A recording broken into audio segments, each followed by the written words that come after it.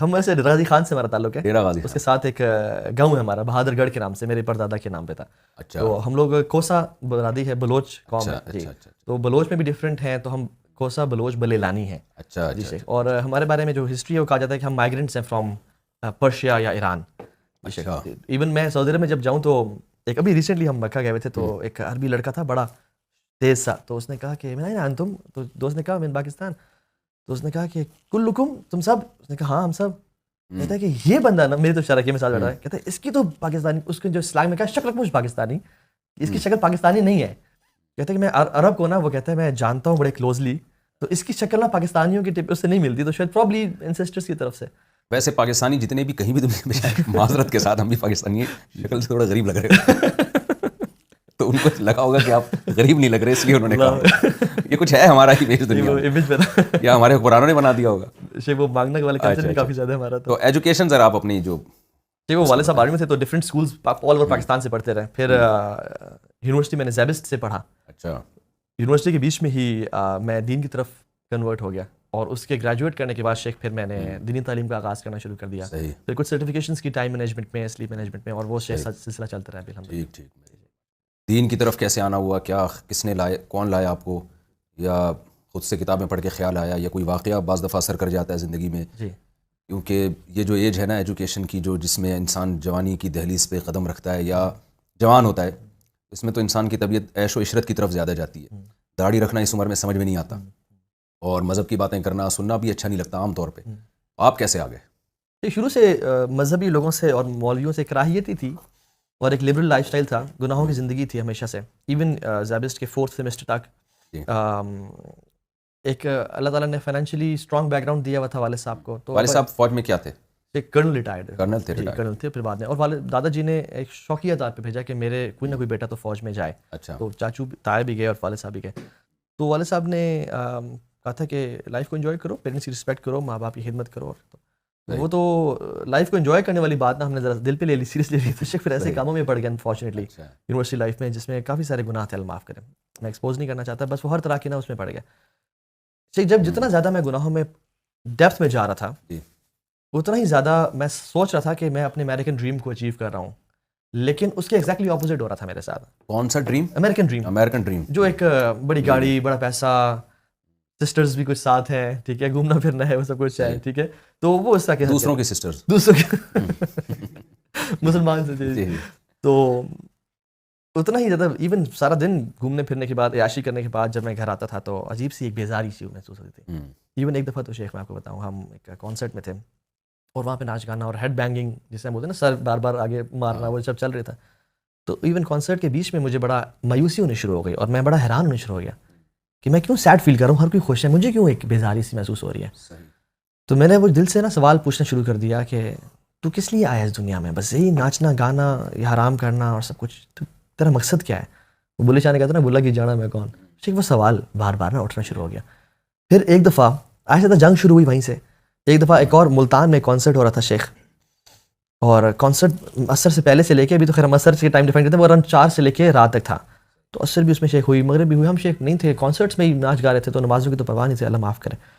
تو شیخ وہ میوزیشینس کے بیچ میں نا کچھ وہ سلاٹس ڈالے ہوتے کہ جس میں لوگ آ کے میوزیشینس کی تعریف کرتے تھے, کچھ آگے اناؤنسمنٹس کرنی ہے, اگلا کون آ رہا ہے, کوئی شخص آ کے کسی کو پروپوز کر رہا ہے, کوئی شاؤٹ آؤٹ دے رہا ہے. ایک لڑکا آیا سورج غروب ہونے کے سے آدھے گھنٹے بعد, اس نے کہا کہ السلام علیکم جی, میرا نام یہ ہے, میرا تعلق اسی جگہ سے جہاں پہ آپ کانسرٹ کر رہے ہیں, میں نے پچھلی 2-3 گلیوں پیچھے ابھی مغرب کی نماز پڑھی ہے, تو آپ لوگوں کے گانے اور ناچنے کی آواز اور بلاسٹنگ میوزک کی آواز ہمیں مسجد میں سجدوں میں آ رہی تھی. Thank you so much for ruining our prayers, ہماری نماز تباہ کرنے کا شکریہ آپ لوگوں کا. پھر اس نے مائک چھوڑا اور چلا گیا. دیکھو اچھا لگا نا, کسی نے ستھری چپیڑ لگائی ہے, یہ بھی غیرت مندوں کو محسوس ہوتی ہے یہ چیز. بالکل بالکل. اور شیخ ہم نے نا پھر اس کے بعد دوستوں نے کہا کہ دل عجیب سا بیزار سا ہو گیا, میں نے کہا چلو یار چلتے ہیں. انہوں نے کہا نہیں کیا ہے یار, سنٹی نہ ہو, پریشان نہ ہو. تو ہم نے دوبارہ ناچنا گانا شروع کر دیا, لیکن شیخ وہ پھر وہ مزہ نہیں آیا. میں کہا چلو چلتے ہیں, کھانا کھاتے ہیں. ناچنا گانا آتا ہے ویسے آپ کو؟ جی بہت بہترین, ڈیمو نہیں دے سکتے, اسلامی ناچ ہو جائے یہ وہ ادھر لگانے کا طریقہ زیادہ.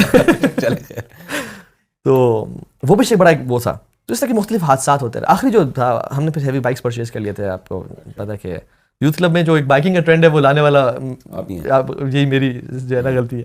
تو غلطی تو نہیں ہے الحمد للہ, بھی بڑا اچھا ہمارا سلسلہ ہے. تو شیخ میں شروع سے بائک سے شوقین تھا.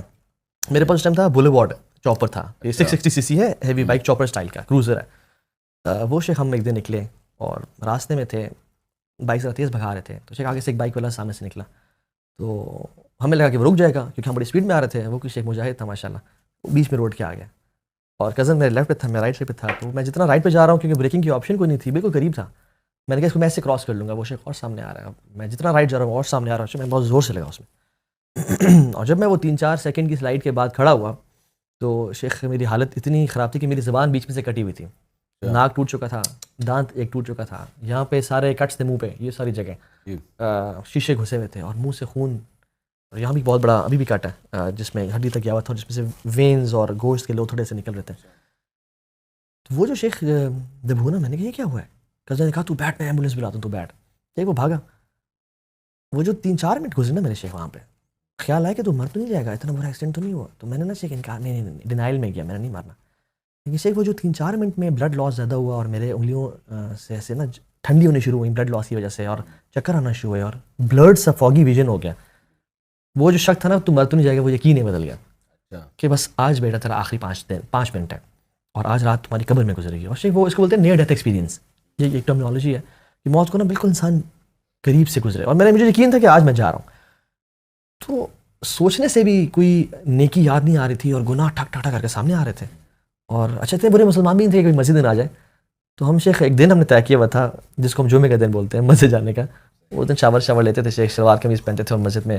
اور تب جب امام صاحب کا بالکل سانس پھول چکا ہوتا تھا, ہم داخل ہوتے تھے اور جو سارے جی مسلمان آ گئے, اور شیخ نماز پڑھی, سلام پھیرا اور واپس. تو اتنا پتہ تھا شیخ دین کے بارے میں کہ جو نیک عمل کر کے آگا وہ جنت میں, اور جو گناہ کر کے آگا وہ جہنم میں. جب شیخ میں نے اپنا حساب کیا نا, تو وہ مجھے تھا کہ اب تو بیٹا جا رہا ہے. شیخ وہ جو ریالٹی نے اسٹرائک کیا نا, اور پھر دنیا اچانک سے اتنی حقیر لگنے شروع ہو گئی, اور اصل یہ فکر ہو گئی کہ تو نے کیا کہ اللہ کو راضی کتنا کیا. تو وہ جو اچانک سے شفٹ ملا, پیراڈائم شفٹ ہوا زندگی میں. تو پھر میں نے اللہ سے دعا کی, اللہ مجھے ایک اور موقع دے, مجھے اس طرح. وہ اس کا کیا ہوا جس کو آپ ہٹ کیا؟ شیخ میری کوئی پرواہ نہیں آپ کو, یعنی بچ گیا. شیخ بچ گیا, الحمدللہ بچ گیا.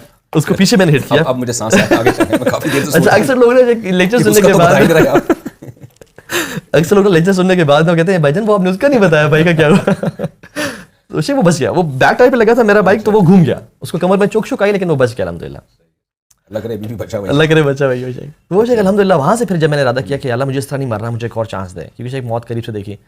پھر شیخ الحمدللہ وہ ایک سلسلہ شروع ہو گیا, رمضان آیا, قرآن پڑھا, وہ وہاں سے چینج کا پروسیس شروع ہوا الحمدللہ. اللہ تعالیٰ نے آپ کو سیدھے راستے پہ, قرآن میں ہے نا, اللہ یجتبی الیہ من یشاء ویہدی الیہ من یریید, اس کو چاہتے ہیں اللہ کھینچ لیتے ہیں, تو ایسے واقعات رحمت کا ذریعہ بن جاتے ہیں. شیخ میرے کتنے دوست بھی اسی فیلڈ, بائکنگ کی فیلڈ سے تعلق ہے میرا, وہ نہیں بچے. 2 لڑکے تھے, وہ رات کو نکلے, بلو ایریا کی مین روڈ پہ فلائی بائی مار رہے تھے. شیخ ریپسول سے غالباً ان کے پاس 1000, اور تیز بائک چلا رہے ہیں. تو ان دنوں میں نا شیخ کوئی دھرنا چل رہا تھا ڈی چوک پہ, تو آئی ٹی پی نے سیمنٹڈ بیریئرز لگائے ہوئے تھے بلاک کرنے کے لیے. لیکن شیخ وہ ہمارے بھی ادارے ایسے ہیں, ان میں سے ریفلیکٹرز نہیں تھے جو کہ لائٹ پڑنے سے نظر آ جائیں, وہ خراب ہوئے تھے. شیخ وہ جو بالکل ایسے قریب پہنچے ہیں نا, اراؤنڈ 50 میٹرز سے بھی کم, ان کو پتہ لگا یہ تو بیریئرز پڑے ہیں. شیخ دونوں نے بریکس ماری, نہیں رک سکے, تھک جا کے لگے بیریئرز میں, سیمنٹڈ بیریئرز. اور شیخ دونوں کی ملٹیپل فریکچرز, ہڈیاں ٹوٹ گئیں, ڈائڈ آن اسپاٹ. ایک اور دوست تھا علی, وہ فاسٹ میں تھا, اس کو ہارٹ اٹیک ہوا, ڈائڈ آن اسپاٹ. ایک اور لڑکا تھا, چاند رات پہ ڈرفٹنگ کر رہے تھے, درخت سے گاڑی لگی, ونڈ اسکرین سے باہر نکلا, وہ اچانک سے. تو میں نے کہا سب تیرے دوست گئے ہیں, آج تیرا دن ہے. تو وہ جو شیخ وہ ریالٹی تھی نا, موت کفا بالموت واعظہ, موت کافی انسان کو نا جھنجھوڑنے کے لیے. تو موت نے بس وہ چینج کر دیا الحمدللہ.